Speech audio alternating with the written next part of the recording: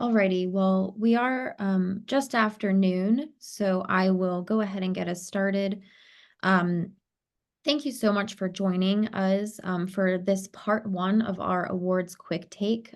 So this presentation was presented at our annual conference in Williamsburg, but in order to continue celebrating these great works and sharing best practices and the projects amongst our colleagues and the planning field in general, we are able to host this presentation in the webinar format as well. So thank you everybody for joining, and thank you to all of our award winners, and congratulations again to them.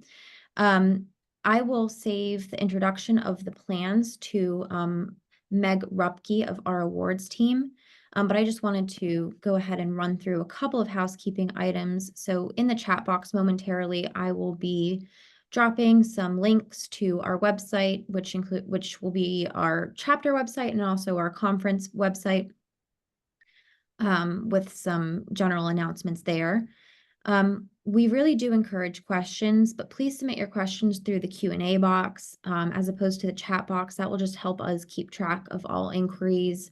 You can also use the raise hand feature to request to be unmuted during the more formal Q&A towards the end, in which case I will unmute you and you would be able to ask your question out loud. I will enable the chat box for folks if you would like to engage with any of our speakers or with other attendees. This webinar is being recorded, and it will be shared to our chapter YouTube in the coming days, and I'll also drop the link to that in the chat momentarily as well. Alrighty. Well, I think that about cover. Oh, and one more item, I'm sorry. This webinar is certified for CM credits. We just have not received the CM number yet. So stay tuned. When we share the follow-up with all attendees, we will send out that information as well. But rest assured, it is certified as it was also certified at the conference, but it will be a different CM number than the presentation from Williamsburg. So I'm going to go ahead and stop sharing my screen and hand it over to Meg, who will introduce our award-winning projects. But thank you everybody for joining. I think we have a great few presentations ahead. Thank you. All right, so we have three parts of our quick takes today. We'll first be hearing from the Friendly City Trail with representatives from VHB and the City of Harrisonburg. They were the recipient of our Commonwealth Connectors Award. And we'll also be hearing from the Fairfax County Park Authority, the Parks and Recreation Open Space and Access Strategy, as well as Fairfax County Expanding Housing Options, which I will let you all know. I'll get more into those awards when it is time for them to present. But first up, we have the City of Harrisonburg and VHB with the Friendly City Trail. Hello, everybody. This is Chris with VHB. I'm going to try to share my screen here. Hopefully I'll do this correctly and everybody will be able to see. And I'm pleased to be joined today by Tom Hartman with the City of Harrisonburg. Tom's the Director of Public Works.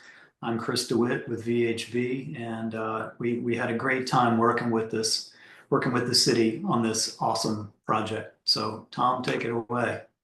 Yeah, thank you, Chris. Yeah, if you can go to the next slide. I'm trying. Oh, no worries. Great. So as Chris said, I'm Tom. Work here in the city. City of Harrisonburg is located on the western part of the state. We are within the Central Shenandoah Planning District area, and the trail that we're talking about, the Friendly City Trail, is located in the western quadrant of our city.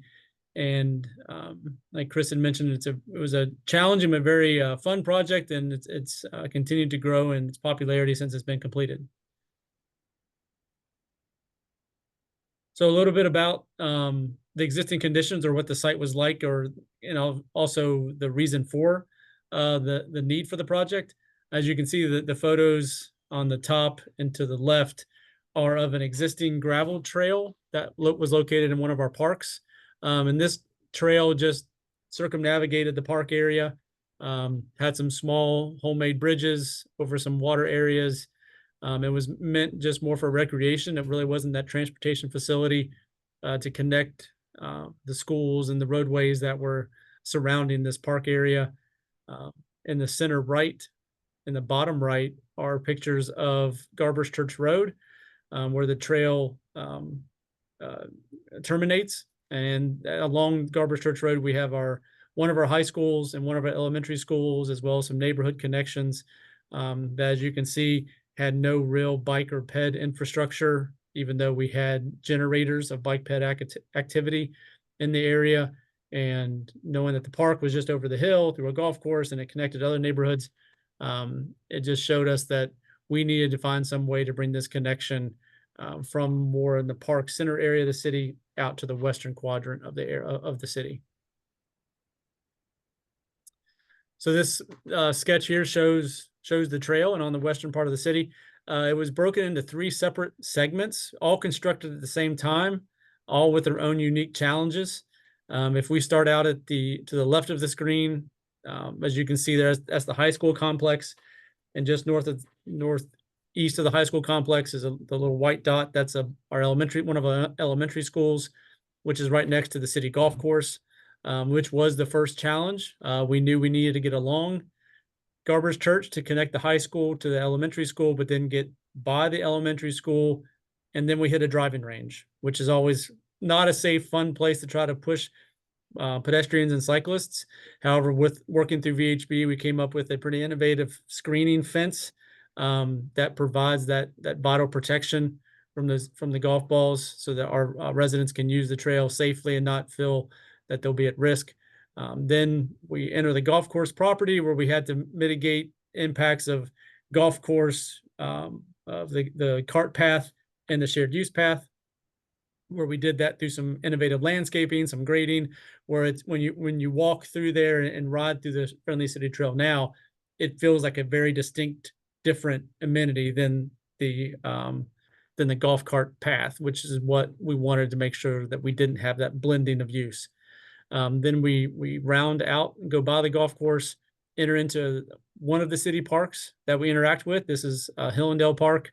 This is where the photo of the wooden footbridge, we replaced that structure with a more formal pedestrian, 14-foot wide pedestrian bike bridge that's much better built and will last much longer.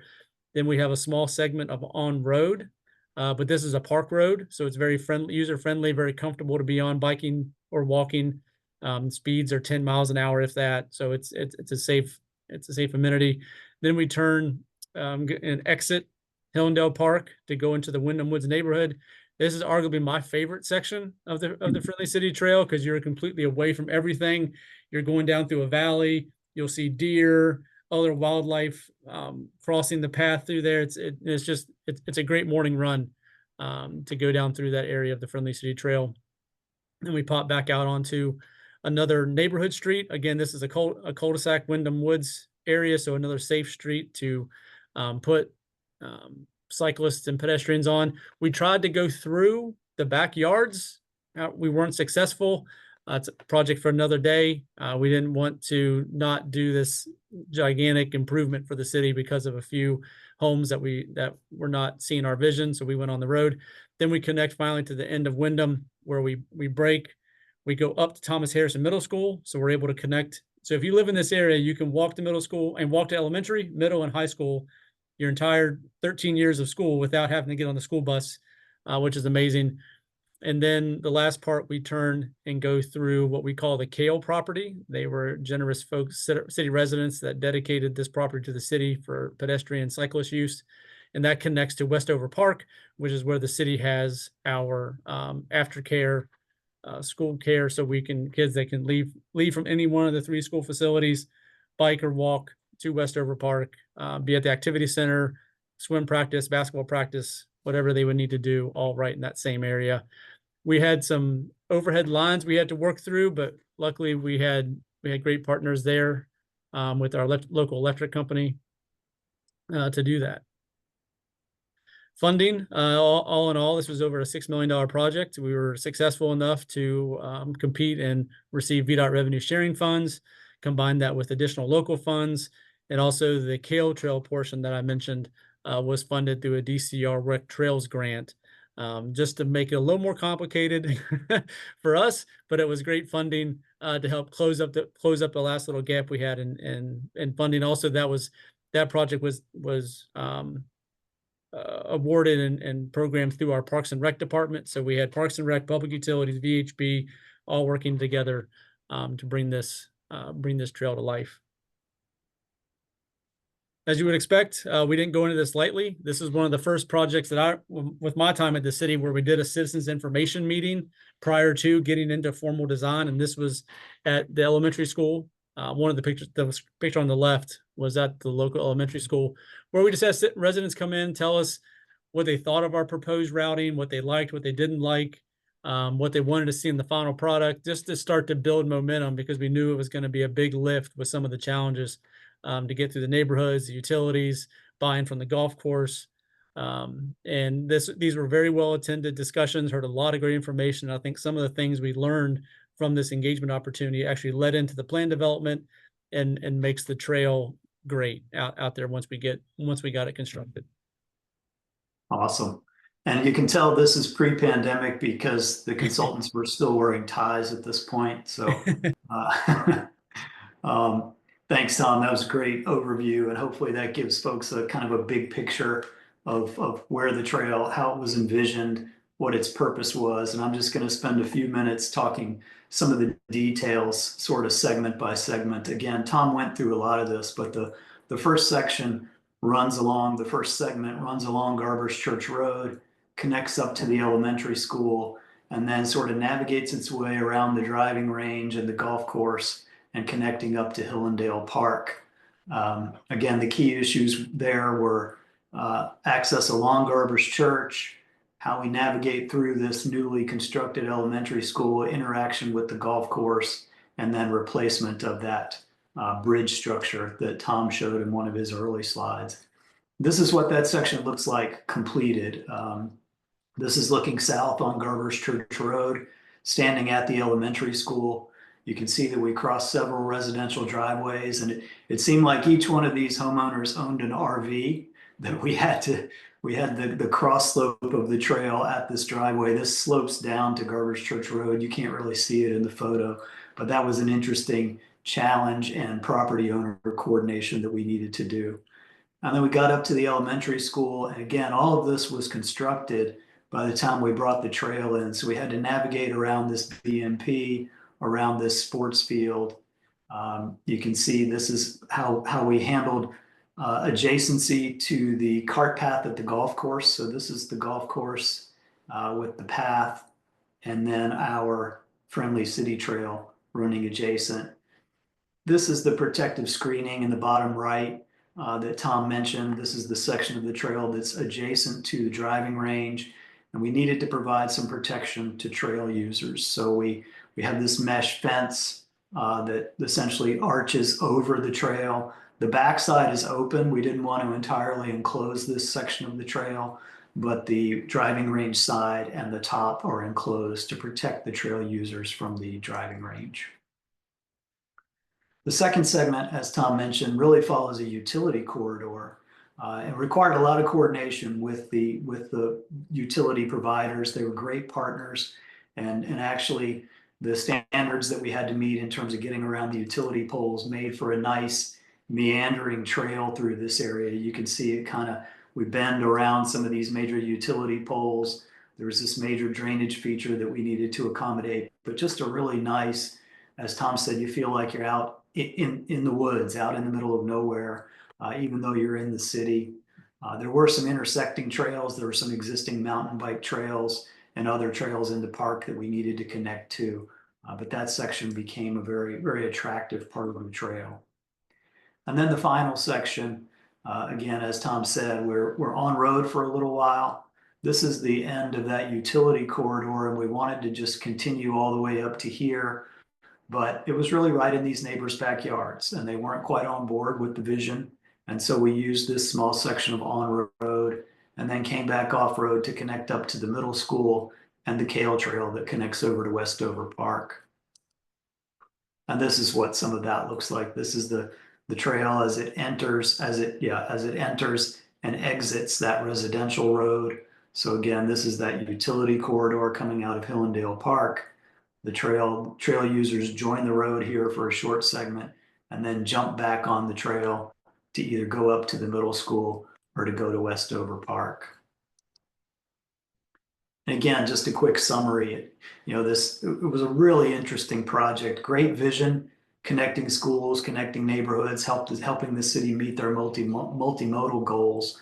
But the different conditions, along the road, the elementary school, the golf course, the neighborhood, all these really made for an interesting project that required some interesting design solutions. And would encourage everybody to get out there. It's a great walk or a great ride, and you get to see these varying conditions and really how the city handled them. And I think we're going to do questions at the end, so I will stop sharing and we can go to the next presentation.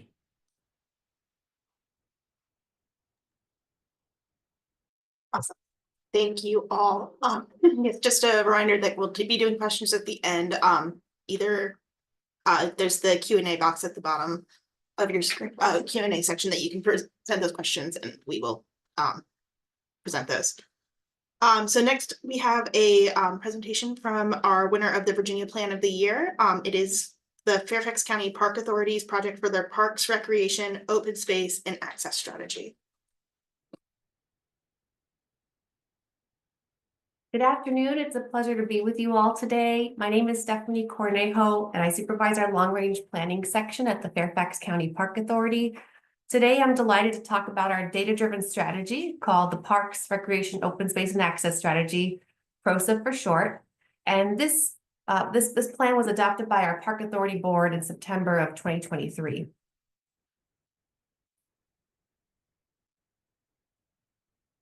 And so today I'll provide a broad overview of our main elements of PROSA, talk through an example using our data-driven strategy, and then also share how we're implementing PROSA to date.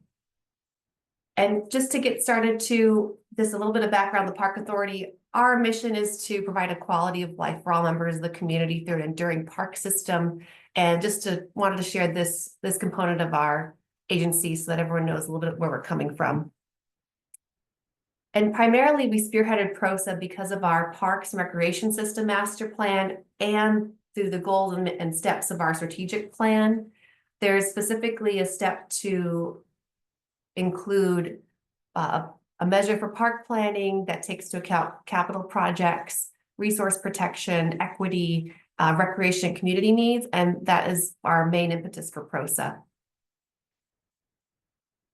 And so really our data-driven strategy is intended to create an equitable park system. And we have 4 main components to that. Our first one is to improve 10-minute walk access to parks. It's looking at who doesn't have 10-minute walk access to our parks. We know this is a nationwide best practice. It's been adopted by over 300 governments across the US. And it's also a big standard for the Trust for Public Land, park systems overall, the National Recreation and Park Association, and the Urban Land Institute. But we all know that it's not only about walking to a park, it's what you can do once you get there. And for that, we have our second component of PROSA, which is enhance access to complete park experiences. So we'd like to make sure that within a community, there's something for everyone. And we'll talk through this a little bit more coming up, but note that we're looking at making sure there's a balance of different park experiences in order to serve our whole community. And then core and key to our mission is in supporting environmental corridors and habitat conservation. And so we also have a key element here to improve habitat connectivity.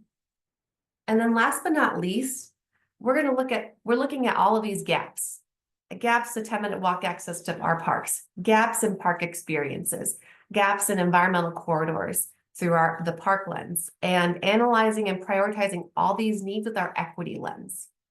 And so really, this is a key component to helping analyze and prioritize our parks and recreation services. So with that, we're going to dive into each of these sections little by little. So you may be asking why a 10-minute park, as I mentioned, why a 10-minute walk access to a park.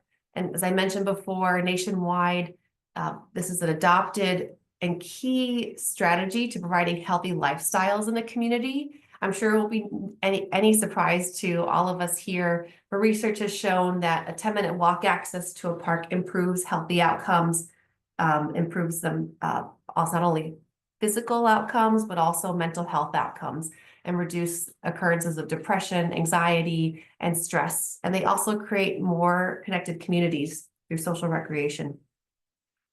And so with that, we're looking at not as the crow flies. We have developed GIS data in-house that provides point data to our park entrances. And we also further delineate that by understanding if that's a public park entrance, it's 100% accessible by the public, or is it partially accessible? Maybe it's a shared school site, or there's some other reason why it's only accessible for part of the year or part of the day. And then last but not least, too, we have restricted access, which is only used by our maintenance team or the park authority. So we're looking at 10-minute walk access through a fine-tooth comb, and we found that today, as of 2024, 47% of Fairfax County residents do not have the same park access as everyone else. They don't have access to a 10-minute walk to our parks. And so as you can see to the graphic at the center, this is how we're measuring 10-minute walk access through our existing park entrances. As I mentioned before, it's not just about getting to the park, it's what you can do when you get there. So we're striving to achieve better and improved park experiences. There's not one dominant experience taking place within a community. And so what this means to us, we call that complete park experiences. And we're primarily thinking about 4 high-level categories of experiences. We're looking at active recreation, passive contemplative recreation, social gathering recreation, and natural cultural recreation. And when we say access to complete park experiences, complete park access, we're looking at access to the 10-minute walk lens for sure, but also through a 5-minute drive analysis. And specifically in our parks lens and parks world, we classify parks by type. And so this is only being used and looked at through our, I would say, developable parks. So parks that are local, district, and countywide parks. So not our natural resource-based parks.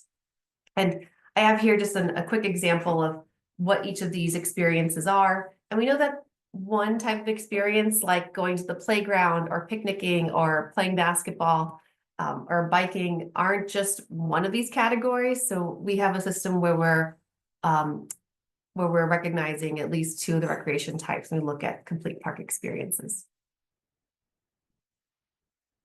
And the third component of PROSA is looking at habitat connectivity. We all know that natural resources play an essential role in our lives, and it's critical for environmental services and ecosystem services.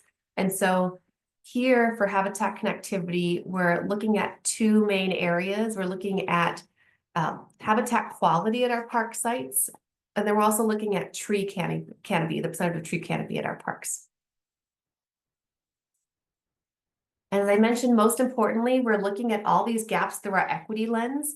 And I would like to raise an equity lens, not an equality lens.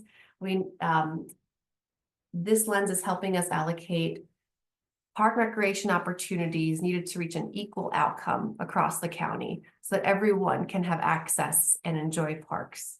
And specifically, our equity lens looks at uses our Park Authority Racial Equity Index.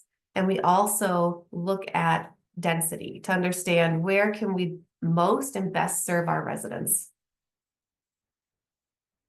Then putting that all together, I'm going to share an example of this data-driven strategy. So I'm going to put up on here North Hill Park. You can see North Hill Park. It's surrounded by other Fairfax County parks and a couple school sites. And I'm layering in our opportunity areas, which is a key component of our equity lens. So our highest need based on our Park Authority Racial Equity Index. And then to the right, I'm pulling up here our density areas. So we have very high and high density.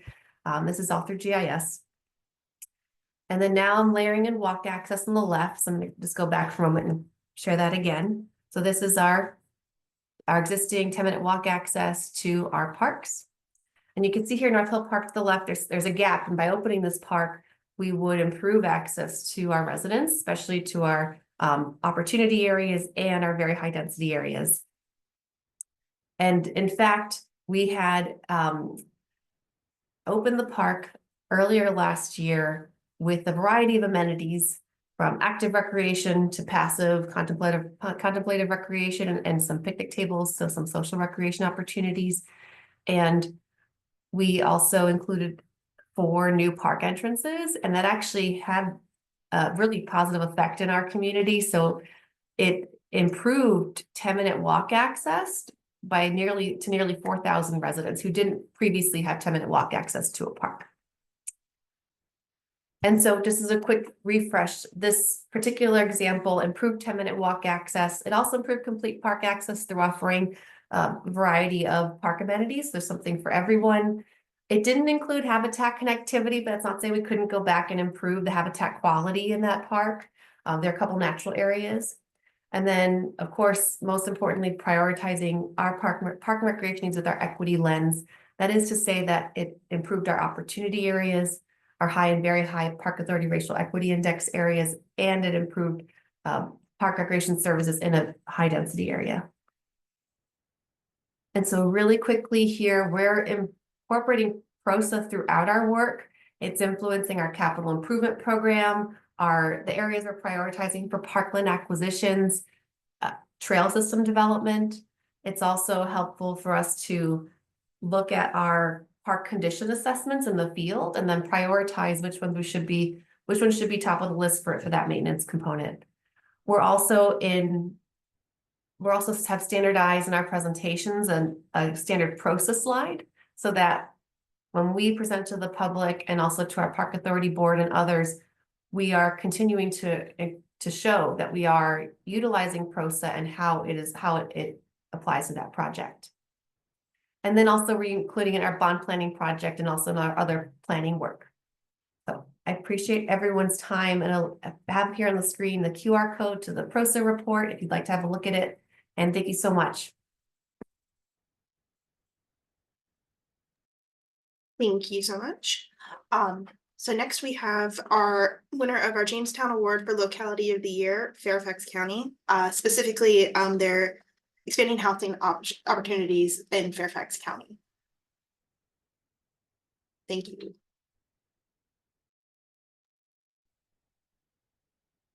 Hi, good afternoon, everybody. This is Megan Van Dam. I work for the Housing Department.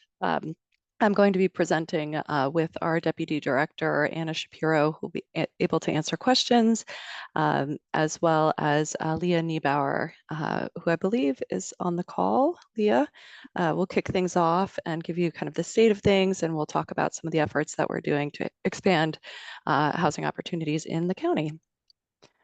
Great. Thanks, Megan. Yeah, so kind of just starting off with this report here, stating Fairfax County tops 1 million in median home sale prices. So Fairfax County planners have been on the forefront of trying to kind of address the need for price-appropriate housing since the late 1990s. And this is when the Affordable Dwelling Unit Ordinance was created. However, due to the high cost of land, the constrained housing supply, and the median sale prices increasing, the need for the price-appropriate housing can't be solved through just one policy or agency. So it really is part of our ethical obligations as planners to kind of understand the challenges and think of the innovative ways to create new housing, but also preserve both market and committed affordable units. So Fairfax County has been doing that and more. So Fairfax County has been ardently committed to the development and retention of affordable housing within the jurisdiction. And this commitment is the result of foundational policies, including the countywide housing strategic plan, the countywide strategic plan, as well as the One Fairfax racial and social equity policy. And so just kind of looking at some data, this chart is from a recent housing market assessment, which examined income required to purchase a median home price, a median price home, as well as median income required to rent a home. And so since 2011, the median income to purchase a home has increased approximately 96%, so up to $218,000, while the median renter income has only increased 29%, up to $88,000. And so, however, there has been a smaller increase in median family income in Fairfax County over the same time, about 31%, and then increases in the median home sale prices. So these factors really underscore the need to produce and maintain price appropriate rental and owner occupied housing. So in a few years ago, the county board established a goal for affordable housing of 10,000 net new affordable homes by 2034. And on this slide, you can see some different areas where we work to achieve that goal. We have a new production target of affordable housing at 60% of the area median income or below. And we also have a goal of no net loss of existing and of market and committed affordable units, which entails creating new long-term commitments of market rate units that are otherwise vulnerable to market fluctuations. And we're also expanding existing commitments of affordable units. So the preservation goal is more broad so that the county doesn't lose existing opportunities. The county has several strategies to achieve those goals, as I mentioned, from self-development to planning and zoning opportunities. In terms of the self-development, the county's redevelopment and housing authority has the ability to be its own developer, which is challenging, but we are working to both preserve inventory and look for new projects to build on land throughout the county. Currently, more projects are done in partnership with affordable housing providers. In these projects, the county keeps the interests of the fee or the land and utilizes ground leases, which are typically 99-year ground leases. And this structure helps to mitigate the county's risk. These partnerships, I'm sure many of you are familiar with them. They are competitive selection of partners, and we use the request for proposals to identify potential partners. We also finance projects. The county's redevelopment and housing authority acts as a lender, and we can, the RHA can serve as a conduit of community development block grants and home monies for the county. We also oversee and administer programs, projects, or excuse me, we partner with projects within the city of Fairfax as well as other neighboring jurisdictions. We initiate an annual notice of funding availability, which includes county dedicated money generated from our real estate tax, also from several housing trust funds that are generated from private development, and also federal funds. These put out, I should say that the NOFA puts out priorities for what we want to see on the properties and in the projects, and the populations that are identified that are most in need. We also utilize the planning and zoning process to create and preserve affordable units, either through our affordable and workforce dwelling unit programs, those units are part of larger private development. Or we also utilize the planning and zoning process to help with preservation and redevelopment, which we'll get to in a minute. Next slide, please. So the county has made incredible progress towards these goals. We've delivered over 1,000 units since 2020 when that goal was established, and we have actually over 2,000 units under construction and in the pipeline. In terms of the gap financing, in September, we issued our notice of funding availability for FY25, which is a rolling process. And in that, there's over $50 million, which is a bit of an increase from last year's amount. In terms of the planning and zoning work, there are thousands of affordable and workforce units produced through this process. And this is all without county funding except for the administration of units. These units are generated through, if I didn't say that before, they're generated through proffers, and they have a wider range of income levels. So they can range from 50% of serving households with 50% of the area median income in our rental ADU program to up to 120% within our workforce dwelling unit program. So those units are filling a gap between where the market is and sort of where developments that are accomplished through other funding sources like tax credits or federal money from where those units are. Next slide, please. So one recent example of that's one of our largest projects to date is the exchange at Spring Hill Station, which is formerly known as Dominion Square. This was a unique opportunity, and it was an acquisition partnership with the Arlington Partnership for Affordable Housing. And there's 100% affordable housing in this building for households earning 60% of the area median income or less. And there's also a community center, which is currently under construction. This is right at one of the metro stations in the county's largest activity center in Tysons. And it's certainly notable due to the size of the project. It's over 500 units. Also, it's, as I mentioned, it's very accessible to the Metro Rail Transit. And it's also co-located with, I believe it's a 30,000 square foot community center. And that's also another tool that we're using is that co-location ability with other public facilities. This development, the county owns the land and entered into that long-term ground lease with APA. There's also usage of Amazon equity funds. We had ARPA funds as well, which was unique for that time period. So this is a very expensive and quite impactful project. And Leah will give you a second example of the residents at the Government Center.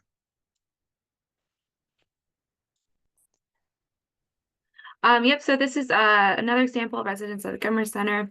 And this was an innovative project that required significant coordination between multiple county agencies along with the development partner. So this project was really made possible as it's located on land owned by Fairfax County Redevelopment and Housing Authority, and it's located on the larger Government Center complex. So originally the property was going to be used as a commuter parking lot, but due to the construction of a new parking lot nearby, this opportunity was open.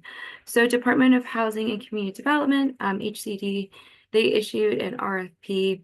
And so along with Department of Planning and Development and HCD, we worked together to develop specific criteria that the development would need to meet and jointly selected a development partner. And so due to the addition of housing at a public facility, a comprehensive plan amendment was needed, and it was processed concurrently with the rezoning application, therefore helping to reduce the timing. And then this also established, there was also clear criteria that was established upfront, which allowed for the concurrent processing, which was particularly important as the project was applying for the low-income housing tax credit funding, which required locality approval by March. So really just like that close partnership and kind of having all of those expectations up front helped for the project to move and obtain those credits by March.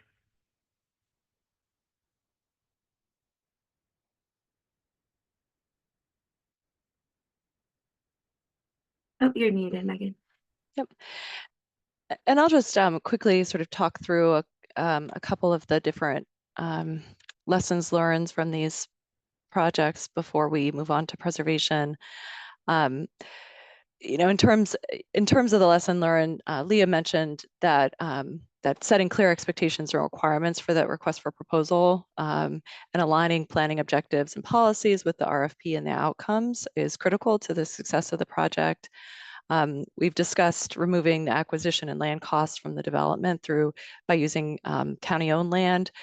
We've also worked to right-size the parking requirements for affordable housing and other residential uses and other uses throughout the county. So that's also reduced costs within the development. We've streamlined the RFP process and the land use process to have the planning, housing, and land use review agencies collaborating more seamlessly to get the projects moving through our land review process in a smoother way. And then we've also learned that, and no surprise, earlier community engagement within our neighborhoods and within the neighbors and other stakeholders in the planning of these affordable housing developments. That's also critical to the success and the public buy-in, and again, has that smoother land use process. Okay. All right, so I'll turn over to preservation. As many of you all may know, the rents are increasing and older buildings are facing the pressure of redevelopment. Our existing stock of affordable apartment units in the county is at risk of becoming unaffordable, and that also results in displacing residents and further increasing the demand of affordable housing. And as I mentioned, the county also established a goal of no net loss of existing affordable housing. So we've made a number of different strides to help with preservation efforts. There was an affordable housing preservation task force formed in 2020 to provide our county board of supervisors with policy recommendations for creative and sustainable housing preservation initiatives that would be consistent with, as we heard about in PROSA, our equity initiatives like One Fairfax and best practices. Those task force recommendations were endorsed by the board in April of 2021 and have been assisting and guiding the board, the Redevelopment and Housing Authority, and the Housing Department staff in the preservation of existing affordable units. So the county is steadily implementing a number of different preservation initiatives, which will work together to help streamline steps for realizing preservation opportunities. Last year, we adopted a county policy into the comprehensive plan that speaks to the no net loss goal and seeks a one-for-one commitment and replacement of affordable units during redevelopment of residential sites or infill development. We also conduct a market affordable survey every 2 years to understand the county's stock of market rate affordable units. And we're about to embark on our 2024 survey as well. And with this survey, we can monitor the market, and then we also look for opportunities for potential preservation. We've also established a pre-qualified bench of affordable housing providers whom we can contact as preservation opportunities arise. If you're a pre-qualified provider, the financial and organizational capacity has already been verified, so that first step in any partnership deal has been completed, and that'll allow us to act more quickly as deals arise. Excuse me. Next slide, please. Great. Go over this part. Since 1990s, since the 1990s, housing ordinances and policies have been created to provide price appropriate housing through the affordable and dwelling unit programs. And so the affordable dwelling unit program is within the zoning ordinance, and it's applicable to specific project types based on the total yield and construction type. Both are by right development and entitlements. And then the workforce dwelling unit policy is an inclusionary housing tool within the comprehensive plan that the county uses to secure affordable housing opportunities within higher density residential and mixed use developments. And this is only applicable to entitlement applications. And so these programs address housing needs in both the rental and for sale market through the creation of housing that targets a range of up to 50 to 120% area median income.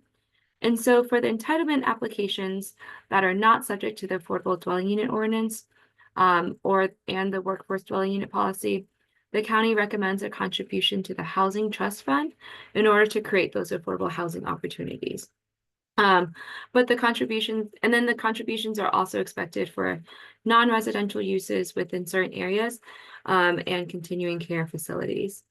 And so we learned that these programs need to kind of have a solid foundation, but they also need to adapt as the affordable housing needs changes. And so recently, after a year plus long effort with a task force and other industry and community engagement, we recently updated the workforce dwelling unit policies, and they were amended to one, lower the affordability level to match the need and avoid overlap with the market sales. Two, encourage more family-sized units And then 3, extend the geographic limits of the program.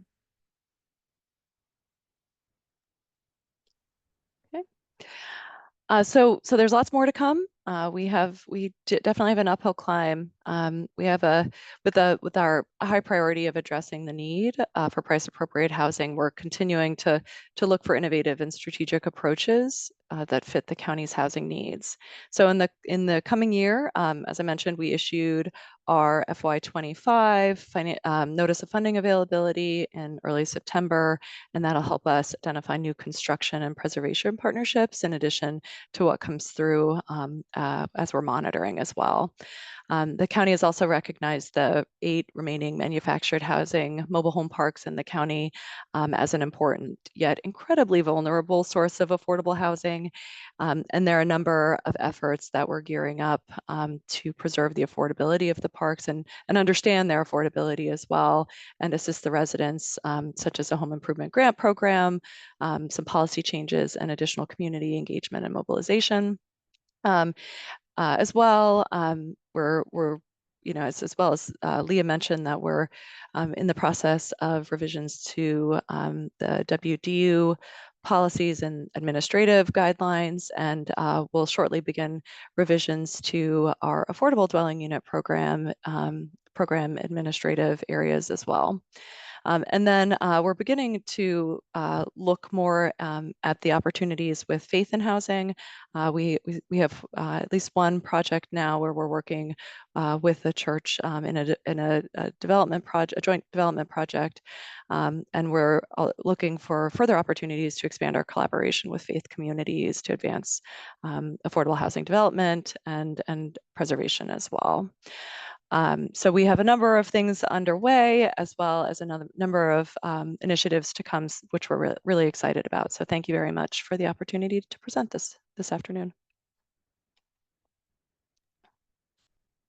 Thank you, everyone. Great presentations, and I'm glad that we're able to continue to spread the word on these projects and how they are bettering our communities. So we've had a couple of questions come in. Just a reminder, please put your questions in the Q&A box. This will just help us keep track of things. And if you wouldn't mind, now that we're at the point that all presentations are over, if you could just indicate which project you're referring to when asking your question, that would be great. So earlier on, this would be for VHB and Harrisonburg. John Bateman, this is more or less a comment, but just noted that Lancaster County is currently developing a similar trail, the Triway Trail. I would love to connect with the presenters. Thank you. So just giving you a heads up that you may be getting some correspondence from John. And then also in the chat box, we had from Mark McCaskill, and apologies if I'm getting any pronunciations wrong. I believe that this is for our Fairfax housing folks. How are the contributions enforced vis-a-vis Nolan, Dolan, and Kuntz and the Route 29 State Supreme Court decision?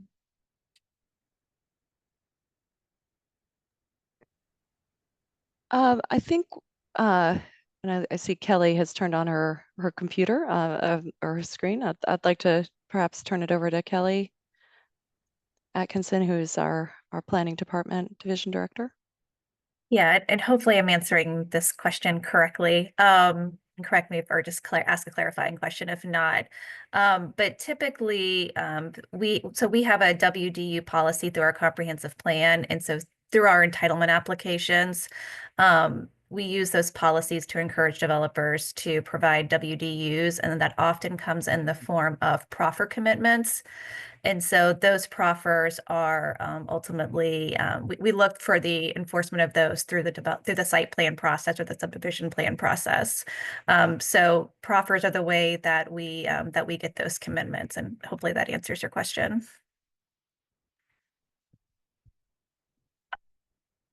Thank you. And Anna, I had seen a question come in from an anonymous attendee regarding AMI. Do you think that the group could benefit from that as well, from your response? Oh, it looks like, even though it looks like your volume is, or you're not muted, we're not hearing anything come through.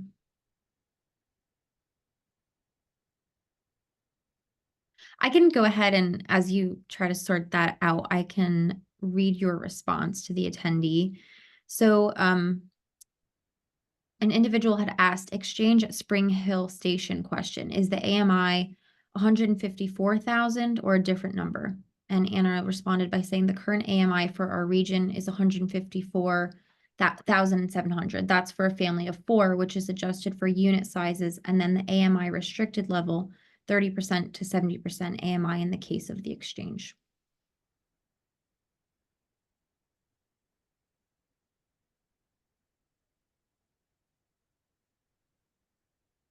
As we wait for any other last minute questions that come in, do any of our presenters have anything that they'd like to add at this time?